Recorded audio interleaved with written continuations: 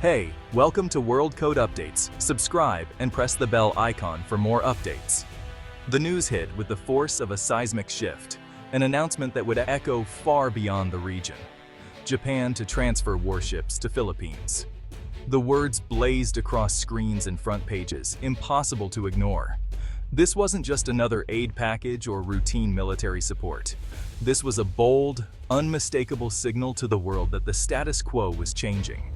Japan, a nation long bound by its pacifist constitution and a post-war commitment to peace, was now arming a neighbor with real military hardware for the first time in decades.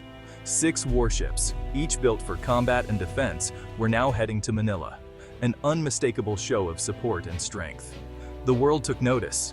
In embassies and war rooms, diplomats whispered, analysts recalculated, and the South China Sea braced for a new era of uncertainty and competition. This move is a direct response to the region's shifting power dynamics, a clear reaction to growing tensions and unresolved disputes. The South China Sea is now the epicenter of global geopolitics, where ancient trade routes intersect with new military ambitions, and every maneuver is watched by the world. For years, the Philippines has been on the front line. Its fishermen harassed, its territorial claims challenged, its sovereignty tested again and again. With these ships, Manila is sending a message, loud and clear. We will not be pushed around, and we will defend our waters. The vessels are more than just steel and technology. They're symbols of a new resolve, a determination to stand firm in the face of pressure. Japan's influence, once measured in economic power and investment, is now unmistakably strategic, reaching into the realm of security and defense. The rise of China has forced Tokyo to act, to step out of the shadows and become a shaper of the region's future, not just a bystander. Giving warships to the Philippines is a calculated risk, a move weighed carefully against the dangers of inaction, which could be even greater. This is the quiet rearming of Asia, not with grand declarations or parades, but with the steady, deliberate transfer of naval power from one ally to another. The headlines capture the event, but not its full weight. Beneath the surface, the implications are profound and far-reaching. This transfer is part of a larger puzzle, linking Tokyo, Manila, Washington, and Canberra in a web of new alliances and shared interests. It's about building a coalition to uphold a free and open Indo-Pacific, where the rules are respected and smaller nations are not left behind. The story starts with 6 ships, but its impact will ripple across the entire ocean, touching every nation with a stake in the region's future. The region is changing, and these ships are the opening move in a much larger game, one that will shape the balance of power for years to come. The world is watching, and the stakes could not be higher. Every decision now carries consequences that reach far beyond Asia. The Philippines is no longer standing alone. It has partners, allies, and a new sense of confidence. Japan is no longer just a bystander. It is stepping forward, taking responsibility for the region's security. Together, they are redrawing the map of Asian security, forging new lines of cooperation and deterrence. The future of the Indo-Pacific is being written, one warship at a time, with every headline marking a new chapter in this unfolding story. The Indo-Pacific is a vast and dynamic chessboard where nations are the pieces, each maneuvering for strategic advantage, and the stakes are nothing short of global influence and power. For decades, the U.S. Navy has dominated these waters, projecting power and ensuring open sea lanes. But China is now a formidable challenger, rapidly expanding its naval capabilities. Beijing's ambitions are clear: control the South China Sea, build military outposts, and enforce its sweeping claims, altering the balance of power. Smaller nations, Vietnam, Malaysia, Brunei, the Philippines, find themselves squeezed by China's expanding reach, caught in a geopolitical struggle. Their sovereignty, resources, and security are on the line as they navigate these turbulent waters. The Malacca Strait, a vital choke point, is the artery of global trade, a lifeline for economies worldwide. Whoever controls these seas controls the world's economic lifeblood, dictating the flow of goods and energy. This is why the South China Sea matters. It's about power, not just resources, a strategic fulcrum in global politics. China is building a blue water navy. The US is shoring up alliances, reinforcing its presence. The game is complex, with Japan, Australia, India, and Southeast Asia all playing crucial roles, each with their own interests and strategies. The Quad, US, Japan, Australia, India, emerged to keep the region free and open, a counterbalance to rising tensions. The goal is clear: prevent any single power from dominating Asia's seas, ensuring a balance of power. The transfer of Japanese warships to the Philippines is a strategic move in this high-stakes game, enhancing regional security. It strengthens the maritime democracies and shifts the balance, fostering cooperation and resilience. The Indo-Pacific is no longer a one-sided board, as new alliances form and old ones deepen. New partnerships are forming, old ones are deepening, as nations collaborate to secure their interests. The rules of the 21st century are being written here, on these contested waters, shaping the future of international relations. Every move counts, and the world is watching as the tension and stakes continue to rise. The Philippines, with Japan's help, is now a player, not just a pawn, asserting its role in the regional dynamics. The chessboard is set, and the next moves will shape the future of Asia, determining the region's trajectory. The stakes, peace, prosperity, and the freedom of the seas, are immense. The game is on, and the outcome is uncertain. The Abukuma-class destroyer escorts are more than just ships. They represent a leap forward for the Philippine Navy, both in capability and in spirit. Originally built to hunt submarines and protect vital shipping lanes, these Cold War-era vessels have now been repurposed to face a new generation of maritime threats, adapting to the evolving security landscape. For the Philippines, they're a quantum leap, larger, faster, and more heavily armed than anything currently in their fleet, setting a new standard for naval power in the region.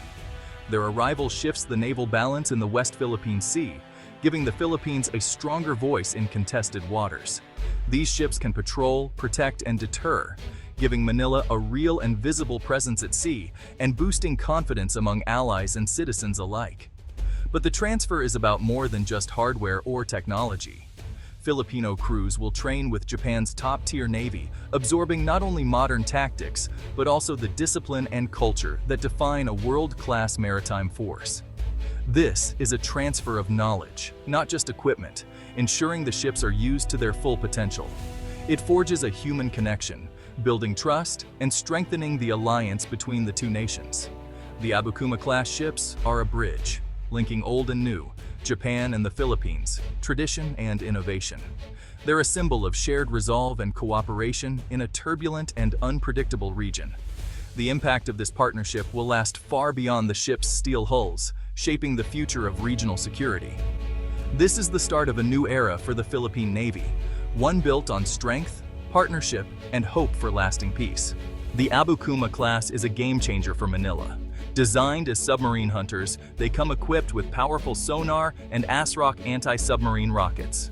Harpoon anti-ship missiles give them reach. Enemy vessels must now think twice before acting aggressively. A rapid-fire main gun and phalanx CIWS provide layered defense against surface and air threats.